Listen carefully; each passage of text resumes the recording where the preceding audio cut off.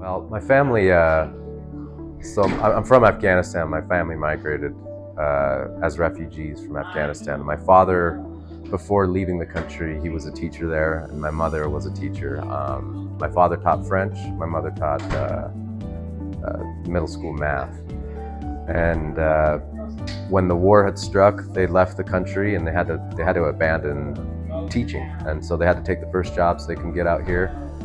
And so growing up, I was kind of conflicted on what I wanted to go into, but I always had the inclination to go into teaching to kind of give back to what my family, what was stolen from them when the war had hit. So I think my parents were absolutely my motivation to teaching. I think after the pandemic, something really shifted within education. I think the problems that we were having were definitely exacerbated. And the thing that I've had to rely on the most is my resiliency.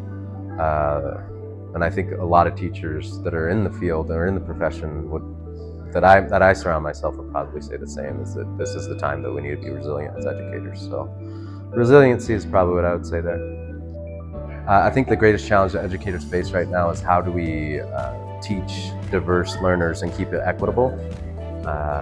For me, the biggest challenge that I have is eliciting higher patterns of thought amongst students that are special needs. So being able to pare things down to still get the higher order of thinking going is no matter what their background is key for me.